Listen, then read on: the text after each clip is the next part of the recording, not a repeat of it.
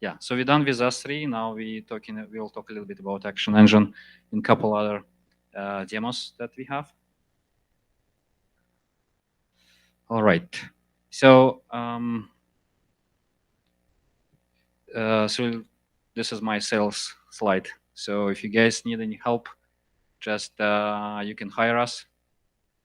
We can help you to create, improve, and customize your products and platforms. We like consulting company, software development company. We love data processing, data visualization, and data analytics, and we're very passionate about future of geospatial. So if you guys need any help, or if you know that anyone needs help, so we are there for you. And we really believe in open source also. And as you saw, we are also actively contributing to WithGL stack.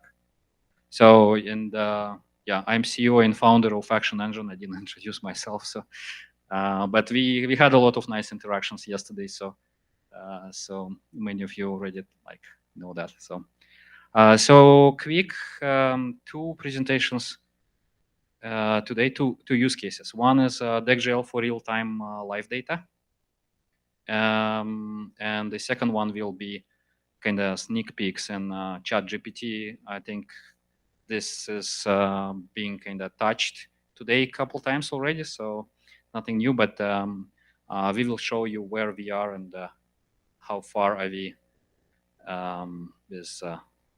with our experiments. So for real time, so obviously like one of type of use cases is real time, right? So and there are multiple industries that have this need to make decisions quickly, right? So like obviously like deck.gl and all WithGL stack is good at visualizing like data sets, right? So in this case, the additional kind of attribute to this problem is real time, right? So can we show things really like live?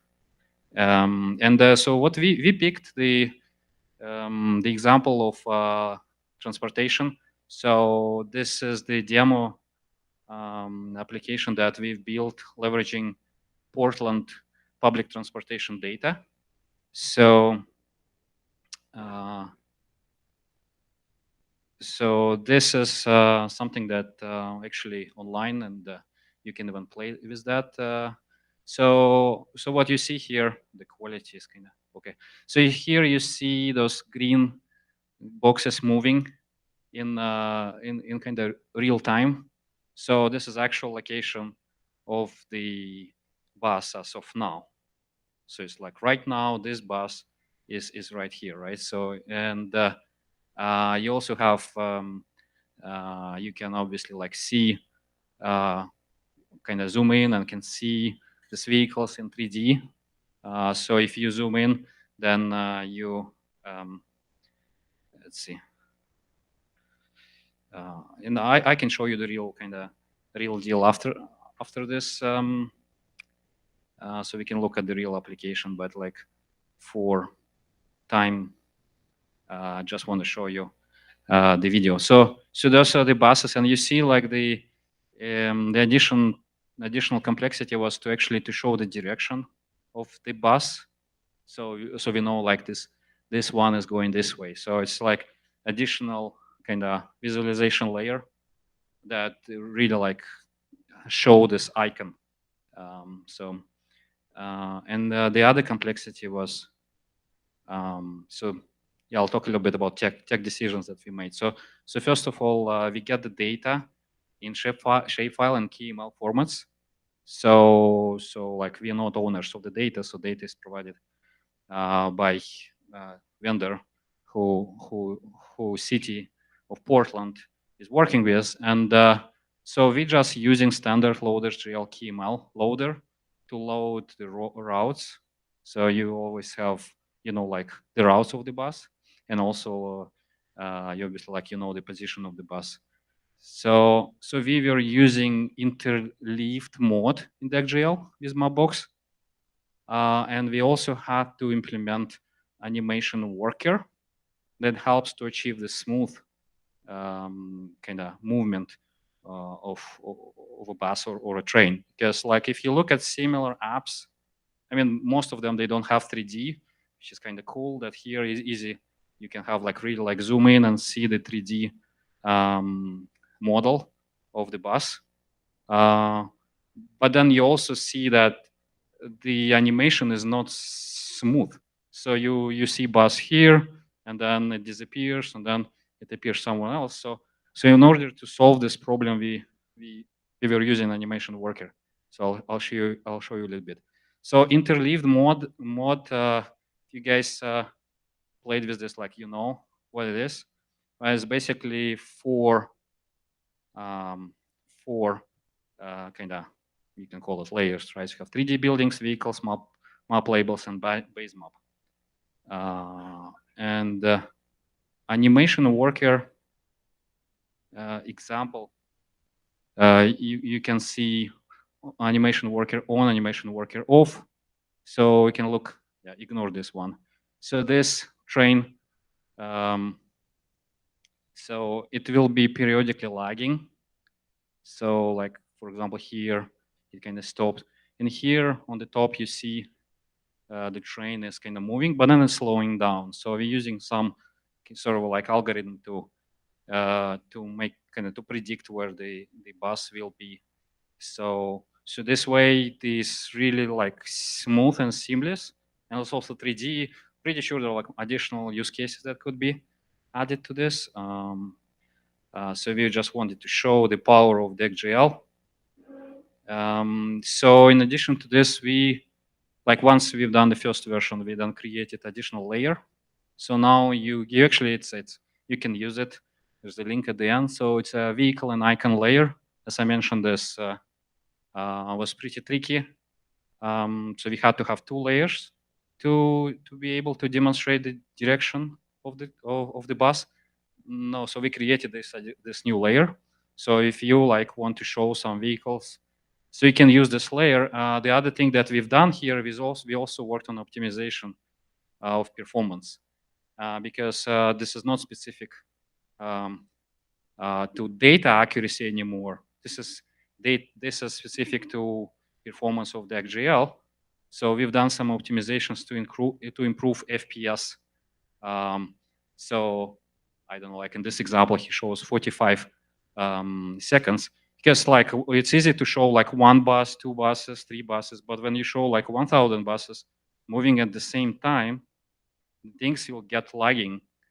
So what we've done, we created this test tool and we start optimizing. So here you can see the examples of different presets that we used to fine tune the performance.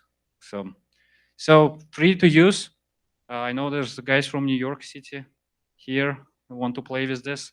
This will really accelerate your experiments. So all you need is the data. Once you get the data, deck.gl, loaders.gl, this vehicle layer got it covered.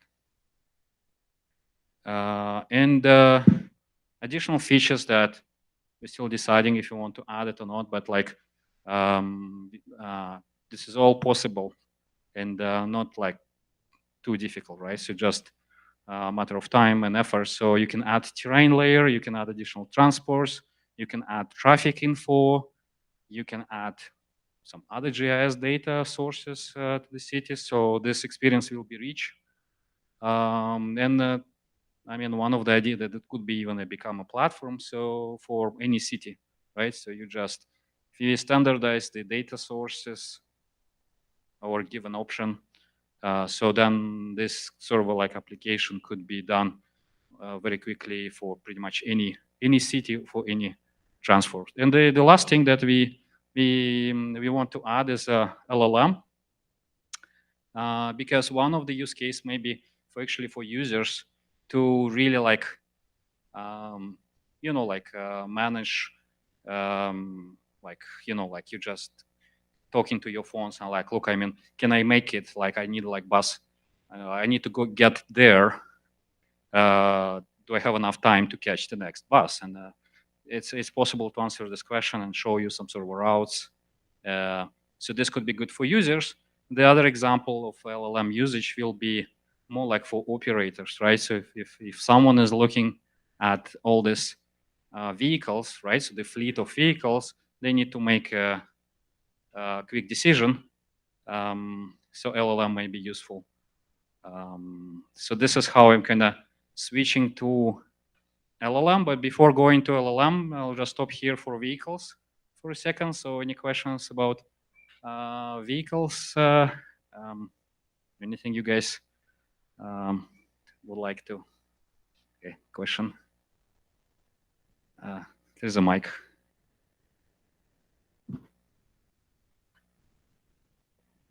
It's a really cool layer. I was curious if it I think you got into this a little bit, but if you're getting this real-time stream of data, does it include some kind of interpolation or optimistic like positioning? So like let's say you stop getting data for a bit. Yeah, exactly, right. So you just can fine tune, right? So obviously, like you want some accurate data, and there are some SLAs from your data provider, right? So, but like you then can say, okay, what I'm gonna do if I don't have a data like for 15 seconds, and this is solving this seamlessly, right? So you don't need to do anything, right? So because it's kind of you still don't get data in kind of real time, right? So there's always some sort of a gap in between, right? So so you have to do something during this gap. So you can make this gap 15 seconds, and so then like the algorithm will kind of, so the bus will not turn, but it will be moving. So once the data will get available for you, you may not even see anything, right? So it may slow down or accelerate. Of course, if it did turn and you missed the turn, then like you'll have a little bit of kind of reset of this particular bus. So, all right, thank you for the question. All right, so let's talk about LLM a little bit. So why we think it's useful? I guess again, obviously, like there's a hype and there's a good multiple use cases where LLM is pretty useful. It's like large language models. So how are we gonna apply it to GIS? This is something that we were trying to understand, like why do we need to do it? So, and those three things that help us to, like, we believe that those three things at least justify to this kind of integration of those language models to geospatial applications. So first of all is, yeah, I call it like analytics democratization. But the idea is that like your business user, he doesn't need to know like JavaScript and Python or any programming languages. I mean, obviously, like, I mean, we saw the examples where you just write a simple line of code and you get powerful insights. But what if you just not a coder, right? So at all. So this is like democratizing finding the insights for some class of users, right? So for example, like when you need to make a decision in a real time, right? So you may not have a developer next to you, like writing this kind of one line of code, right? So, but like if you enable your users to really like, you kind of still have to educate them a little bit because it's still like prompt engineering, right? So they still need to write the question properly because otherwise they're not gonna get answered. But it's much simpler than just programming. So that's one use case. The second one is, yeah, like quick real-time insights, right? So for example, you have like operator for vehicles, right? And he needs to make some decision now. Let's say like a bus got broken, like not a bus, let's say like truck with some, I don't know, like with some stuff, right? So it got broken. So what he needs to do, right? So he can type something like, all right, show me the next, like the closest 5 other vehicles from my fleet, closest to this location, who have no, who are not 100% loaded. So then you can contact those guys quickly and just redirect them to pick up the load while the other guy is sort of like cannot move forward, right? So, and there may be multiple other use cases. So when you have to make a quick decision, so this LLM kind of models, they can really help. And the last one is this access to additional use cases and insights, sort of like universal UI, right? So because like obviously you can think about all the features and you can add a lot of features in the UI. Then you have 25,000 like icons, but like LLM really helps to address those corner cases, right? So let's say if you have 90%, not 90% of your business and your like operations maybe really like solved by features in the product. But there's always those corner cases that like you just don't have in the product, but they could be like seamlessly addressed by LLM. So for this demo, we used geo retail data. We're using real retail stores in New York, and some of the data. I mean, the stores are real. The data is simulated. So for each store, we have like a sales growth data, like for different type of products. In this case, was tea, water, and beer, and the sales growth in monthly, yearly, and quarterly. And we have some additional supplementary data for New York. So the way it does work, right? So first, you have a data, you put it on the map, then you ask a question, you have the inference, and then inference is additional layer. So and then you add like inference layer on top of maps layer, and pretty much this is how you see the results on the map. So not much you need to do with your geospatial app, to be honest, right? So you have a geospatial app, you don't need to mess with it that much, right? So like if you're using solutions like deck.gl, you just have like your inference on a different layer. So here just examples of like the first two steps, right? So this is like retail data that we have, so we just used deck.gl and just put it on the map. So you see here like store count and sales growth. So that's one type of the data. Here you see heat map of the sales growth.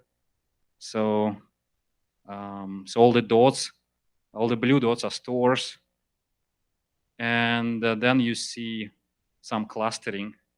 So this is like a basic data visualization problem, right? So we just put a bunch of data on the map, and then you already have a lot of tons of features, right? So like here you can see clusters. So this is like we didn't do anything to just to visualize it. Like just put the data there using the right widgets. You got this right out of the box. But then we just added this AI inference layer, right? So you can ask your yeah, this is another one. Again, different type of visualization that you could get with the data here, different categories. So anyway, so this is a quick demo. I actually have it live, so if you'll have time, we can play with this thing. But here you see the type of questions. I need to start it. So here you can see the type of questions you can ask. So let's see. So you just have this kind of chatbot widget added to your application. So give it a second. So you have this chat widget. So you then can ask, let's say, show me all stores on Broadway Street. And you see like immediately you see it on the map. So this is 208 stores on the Broadway Street. And obviously you can then see the details about the store. Now you're asking like show which had the highest beer sales growth, right? So and you ask for one store with the highest growth sales. So here you go, like it finds it on the map, it shows you. Now the next question, show 5 more similar shops by sales last year. So now it does additional analytics. So put it on the map, right? So I mean, we had to implement some algorithm, right? So what does it mean similar, right? So, but then you can see it finds the stores and it shows them on the map. Here the other question, show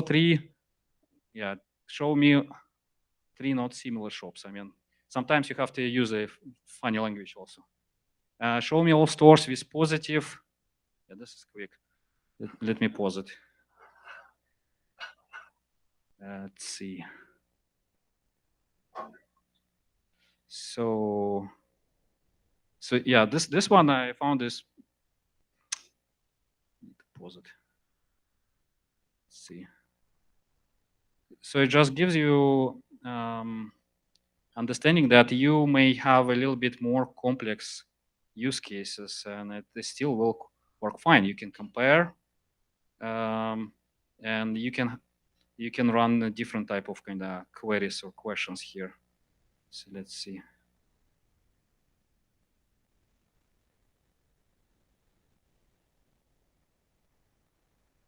Yeah, so this one, right? So and you can use different sort of visualization. Yeah, and this is all deck.gl stuff, right? So we just decided to use this type of visualization. You can see, like, you click on the store, you ask it, like, show me the 5 similar kind of stores and sales, and it finds it for you. So just think about, like, all type of questions that you can ask and how many, like, features you need to add, like in the UI. So it's kind of it becomes pretty tricky, but when you're using like LLM, so you're using chat as an interface, you can get some interesting, like, insights very quick, right?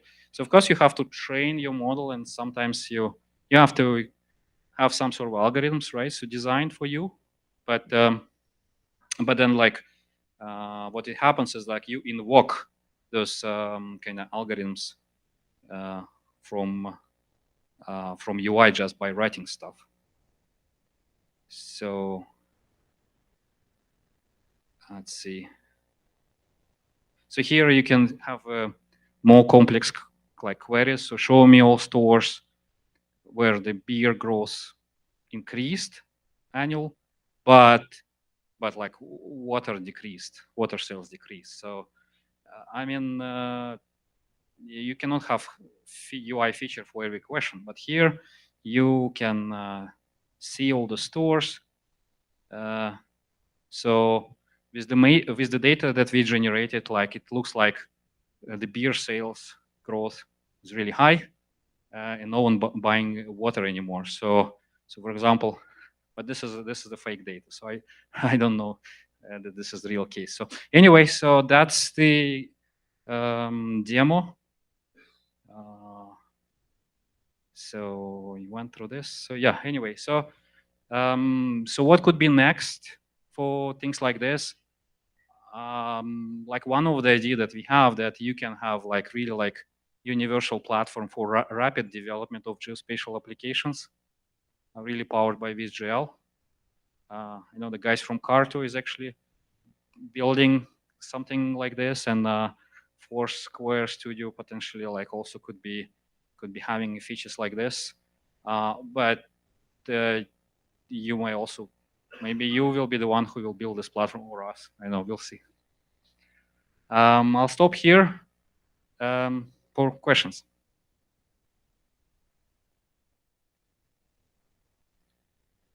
There's a mic. Yeah, amazing work with all the tools that you are building. I'm really impressive. Congratulations on the Thank work. you.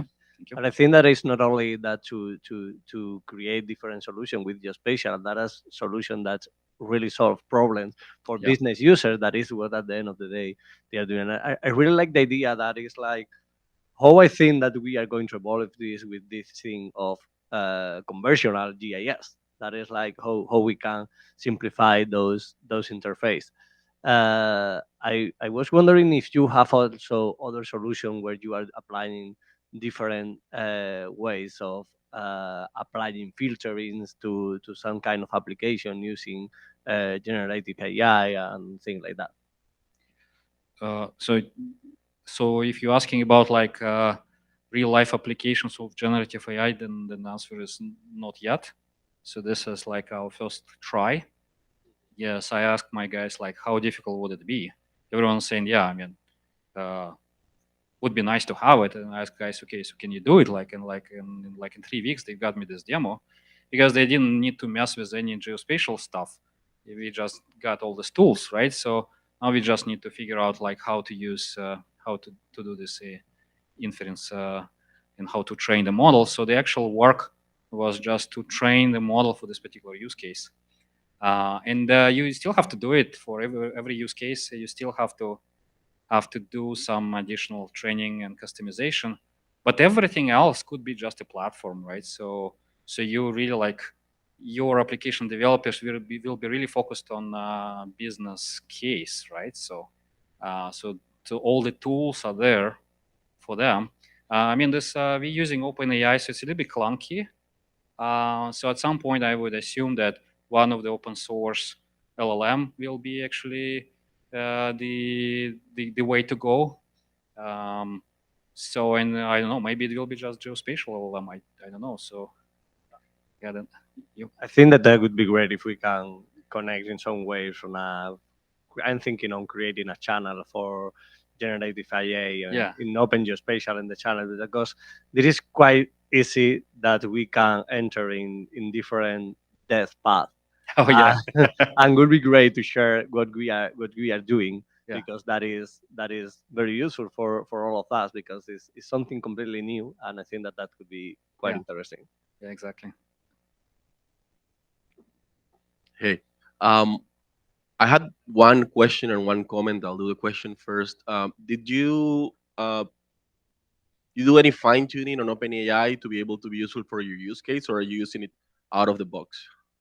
So, the actual the language model is OpenAI, right? So we didn't change the model.